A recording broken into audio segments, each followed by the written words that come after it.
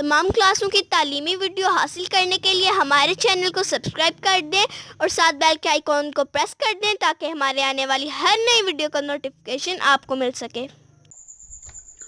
اعوذ باللہ من الشیطان الرجیم، بسم اللہ الرحمن الرحیم۔ پیارے اسٹوڈنٹس، بہن بھائیو، السلام علیکم۔ امید ہے آپ سب خیریت سے ہوں گے اور اللہ تعالیٰ سے دعا ہے کہ اللہ تعالیٰ آپ سب کو خیریت سے رکھے۔ سائنس کلاس 8 ہم پڑھ رہے تھے، تو آج ہمارا نیکسٹ کویسچن ہے 1.9 ہے، گردے کی اندرونی ساخت پر نوٹ لکھیں۔ گردے کی اندرونی ساخت، ہر گردے کی اندرونی ساخت 3 حصوں پر منقسم ہوتی ہے۔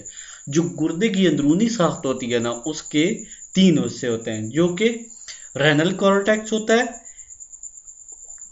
اس کے بعد رینل میڈولا ہوتا ہے، اس کے بعد رینل پیلوس کہلاتے ہیں۔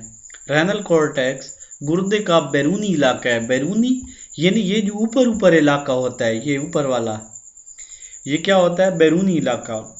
رینل میڈولا جو ہوتا ہے وہ درمیانی علاقہ ہوتا ہے، یعنی درمیان میں، یہ مرکز میں۔ یہ ویسے میں بتا رہا ہوں، یہ گردہ نہیں ہے، یہ گردے ہیں، یہ مرکزی حصہ ہے۔ یہ کیا کہلاتا ہے؟ Renal medulla. اور جو مخروطی شکل کا ہوتا ہے،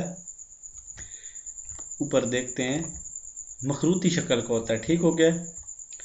مخروطی شکل کی ساختوں پر مشتمل ہوتا ہے۔ مخروطی شکل کی ساختیں رینل پائرائڈز کہلاتی ہیں، ٹھیک ہو گیا؟ رینل پائرائڈز۔ رینل پیلوک اندرونی علاقہ ہے جہاں پیشاب اکٹھا ہوتا ہے، یعنی یہ اندرونی علاقہ ہوتا ہے جہاں پیشاب اکٹھا ہوتا ہے۔ اس کے بعد کیا ہوتا ہے کہ یہاں پہ ایک پیشاب اکٹھا ہوتا ہے، اسے رینل پیلوس سے یوریٹر میں داخل ہوتا ہے۔ یوریٹر جو ہم نے پیچھے پڑھا ہے، یوریٹر کیا ہوتا ہے؟ ایک بلیڈر ہوتا ہے تھیلی نما، وہاں پہ پیشاب سٹور ہوتا ہے، اسے کیا کہتے ہیں؟ یوریتھرا۔ تو اس کے ساتھ ہوتا ہے، اسے یوریٹر کہتے ہیں۔ اس کے بعد نیکسٹ لیکچر میں ہم 1.10 کوسچن کریں گے، نیفرون کی ساخت بیان کرنی ہے ہم نے۔ تو امید ہے آپ کو یہ لیکچر پسند آئے گا۔ اگر آپ میرے لیکچر میں کسی قسم کی خامی نوٹ کرتے ہیں، پلیز مجھے ضرور انوائٹ کریں، مجھے ضرور گائیڈ کریں۔